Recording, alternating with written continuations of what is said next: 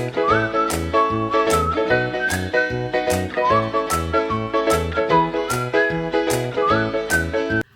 guys, welcome back to my YouTube channel. So in today's video we are going to discuss a very major topic related to articleship, that is whether you should go for a big four firm or whether you should go for a mid-sized firm. So this question arises in the mind of each and every person whose intermediate result is round the corner or whose intermediate results have been announced and they have cleared and they're looking for articleship.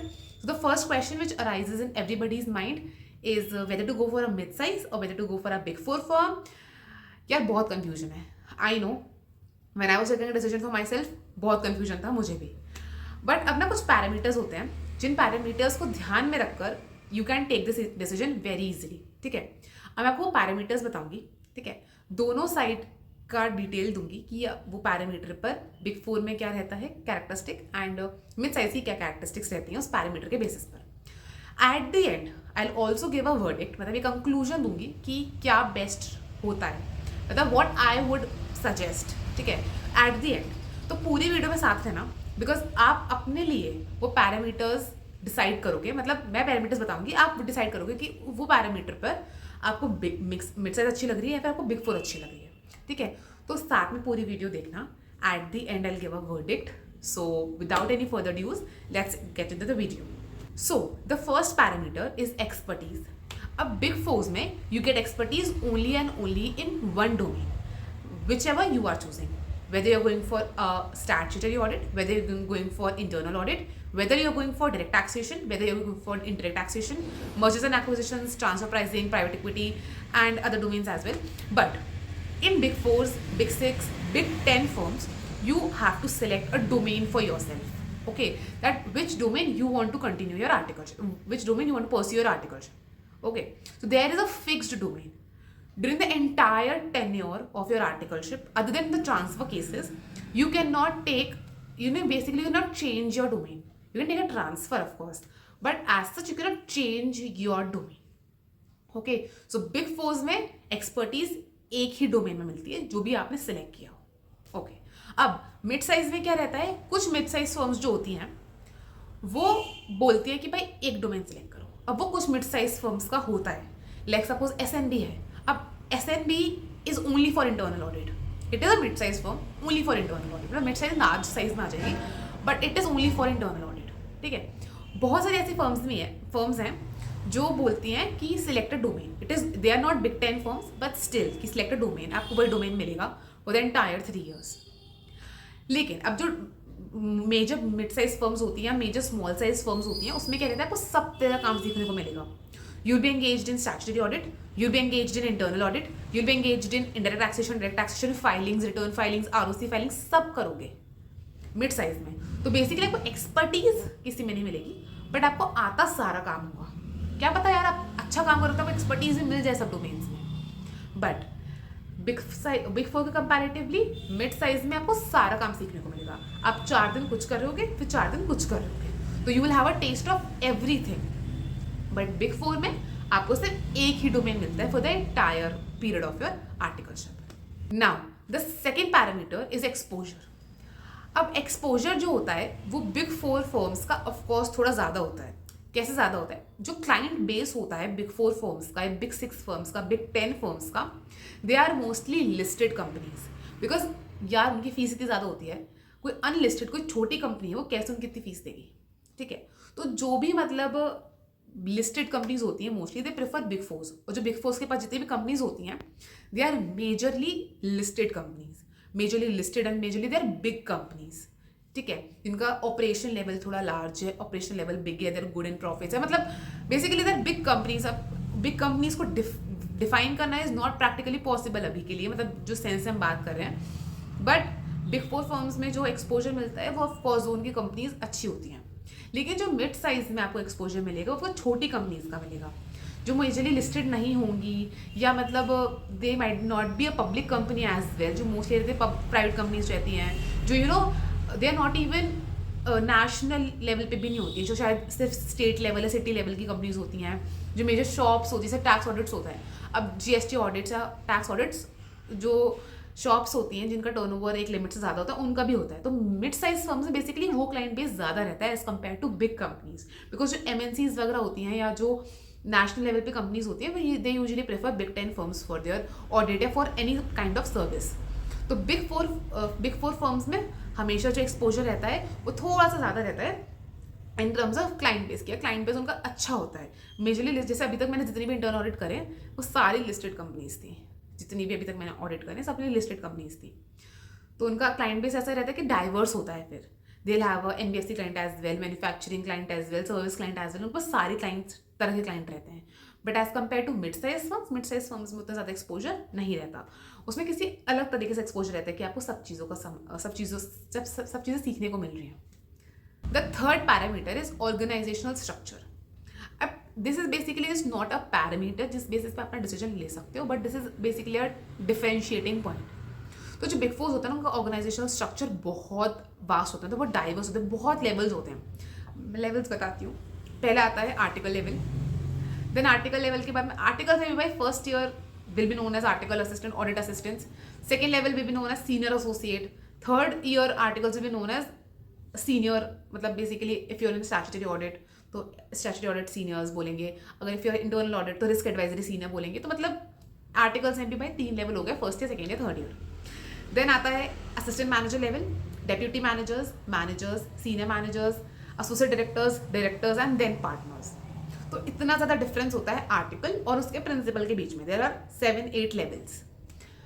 But when it comes to mid size firms, उनका organisation structure बहुत simple रहता है, flat organisation होती है। Article can directly go up to his principal for any queries they are facing basically. But big fours में ऐसा नहीं होता। लेवल्स बहुत सारे होते हैं। You reporting to someone, then he will be reporting to someone, reporting, मतलब वो पूरा पॉलिटिक्स चलती है। बट मिड साइज में ऐसा कुछ नहीं होता। मिड साइज में कोई फ्लैट ऑर्गेनाइजेशन होती है, आप डायरेक्टली अपने पार्टनर से एसोसिएटेड रहते हो। पार्टनर अगर होता भी अगर तो मतलब थोड़ी मिड साइज फर्म्स जो है वो अच्छी अगर लेवल पर है, कुछ मिड साइज फर्म्स, और में बीच में एक लेवल रहेगा कि आप हो, आपका एक मैनेजर है, then manager will be reporting to the partner. But ऐसा रहता है कि you and partner sitting in majorly in the same office, you are working in the same office and you can any time approach your principal, approach your partner. तो ये basically organisation structure का difference होता है big 10 firms में and mid size firms में। Fourth factor is working hours. तो जो big force होती हैं उनका वर्किंग आवर्स डिफाइंड नहीं होता। हमको सैटरडे संडे ब्रेक मिलता है, Saturday Sunday is off, we need to work only 5 days a week. But still अगर क्लाइंट रिक्वायरमेंट है, you need to work on Saturdays. Like if you are going on outstation audit, आपको Saturdays काम करना पड़ेगा। And even if you are there on a local client, आपको Saturday Sundays working होता ही है। मतलब इतना प्रेशर इतना ज़्यादा है कि वो वर्क फ्रॉम होम हो जाता है हमारे लिए एक तरीके से, कि sitting at your home but still you are working, because pressure इतना ज़्यादा है इन बिग फोर फर्म्स। ये किसी क्लाइंट, जैसे अब क्लाइंट है, अब किसी क्लाइंट पर प्रेशर ज़्यादा होता है, किसी क्लाइंट पर प्रेशर कम होता है, किसी टाइम पर प्रेशर ज़्यादा होता है, किसी टाइम पर प्रेशर कम होता है। वो डिपेंड करेगा client to client, big four to big four, team to team matter करती है सब चीज़ें। बट जो मिड साइज फर्म्स होता है उनका टाइम एक ना स्टैंडर्ड रहता है। जब टैक्स फाइलिंग सीजन आ जाते हैं तब थोड़ा ज़्यादा हो जाता है, बट मेजरली उनका जो टाइम रहता है वो रहता है 11 to 6 या 7। It's basically 8 hours of shift, 11 to 6 या 11 to 7 ऐसा रहता है। और जब अगर टैक्स सीजन आ जाते हैं, जब उनकी रिटर्न फाइलिंग सीजन आ जाते हैं, तो टाइम हो जाता है बेसिकली फ्रॉम 10 to 6 या 10 to 7, 10 to 8, मतलब फिर थोड़ा लॉन्ग वर्किंग आवर्स हो जाते हैं। But they are not having off on Saturdays. Mostly mid-sized firms do not have off on Saturdays. They are working. Majorly have, but most of them does not have. तो देख लेना कि आप जो mid-sized firm में जा रहे हो अगर उसमें है Saturday ऑफ या नहीं है। बिकॉज पता है क्या होता है, अगर Saturday ऑफ मिल रहा है ना, तब लंबा पढ़ाई कर सकते हो आप। Saturday संडे दोनों ना मिला के पढ़ सकते हो, वो एक बहुत बड़ा एडवांटेज हो जाता है अगर Saturday ऑफ रहता है तो। ठीक है। So the fifth factor is personality development. See, apart from work, apart from your exposure, expertise, stipend and everything, one thing that matters is personality development. So of course, when you are at a big four firm, your personality development will be at a higher rate than a person who is pursuing his or her articleship from a mid-sized firm. See, because what happens now, in big four, you are interacting with persons who are at great levels. Basically, you're interacting with directors or partners, or even if when you're interacting with the client. So basically in big four you are asked to connect directly to the client. अगर client को connect करना directly करना होता है तो of course आप एक professionalism में बात, मतलब प्रोफेशनल वे में बात करोगे, दैट प्रोफेशनलिज्म आपके अंदर आएगा. आपका जो बात करने का तरीका होगा वो बेटर हो जाएगा. Whether it is Hindi English वो मैटर नहीं करता, but at which pace you are speaking, आपकी वॉइस मॉड्यूलेशन, आपका way of presenting yourself, आपका पर्सोना, आपकी बॉडी लैंग्वेज, वो सब बेटर होती है. ऐसा नहीं है कि मिड साइज फर्म्स में वो नहीं होता, but rate at which your personality is developing, वो रेट चेंज हो जाती है कि बिग फोर्स का थोड़ा ज़्यादा होता है बिकॉज वो आर्टिकल अलग लेवल पे ऑपरेट कर रहे होते हैं, और मिड साइज फर्म्स का अलग होता है बिकॉज वो उनका लेवल ऑफ ऑपरेशन अलग होता है. Sixth factor is stipend. दीदी पैसे तो बता दो कितने रुपए मिलेंगे. ओके, सो एक चीज़ ये बताने से, स्टाइपेंड बताने से पहले चीज़ क्लियर करती हूँ. Never take your articleship decision on the basis of stipend because it is just articleship, just a training. It is for your learning and not earning. So in articleship, focus on learning and not earning. But still, for a differentiating factor, मैं बता देती हूँ stipend, but never ever take your decision on the basis of stipend. So big fours या big six की stipend होती है for the first year article से 15,000 per month, second year article 20,000 per month, and third year article 25,000 per month. Majorly big six firms की stipend होती है. अब जो मिड साइज फर्म्स की स्टाइपेंड होती है वो वेरी करती है. If your mid size firm is in a metro city, Delhi, Mumbai, Bangalore, Kolkata, Chennai, अगर इन सब सिटीज़ में, बड़ी सिटीज़ बेसिकली पुणे में भी अगर है, अहमदाबाद में भी अगर है, बड़ी सिटीज़ में अगर आपकी मिड साइज फर्म है तो stipend can range around, first year की stipend can range around 7,500 to 10,000. Second year की स्टाइपेंड फिर उसके आप 2,500 ऐड कर लो, 2,000 2,500 हर ईयर ऐड हो जाते हैं. फिर अगर आपकी जो मिड साइज फर्म है वो छोटी सिटी में है, मतलब टायर 2 सिटी में है, तो स्टाइपेंड विल रेंज अराउंड 6,000 5,000 6,000 के अराउंड फर्स्ट ईयर की. फिर आप उसमें 1,500 या 1,000 रुपीज़ ऐड करो for the second year and for the third year respectively. And if your firm is in a tier 3 city तो आपकी स्टाइपेंड होगी as per ICAI rules. First year की 3,000, सेकेंड ईयर की 4,000, थर्ड ईयर की 5,000. कुछ firms Delhi में रहकर भी यही स्टाइपेंड देती हैं, ICAI वाली. तो बेसिकली जो मेजर मिड साइज फर्म्स या स्मॉल साइज फर्म्स होती है, मेजरली उनकी stipend as per ICAI norms होती है. And as per ICAI norms stipend है फर्स्ट ईयर की 3,000, सेकेंड ईयर की 4,000 एंड थर्ड ईयर की 5,000 पर मंथ. तो मेजरली ये स्टाइपेंड स्ट्रक्चर रहता है.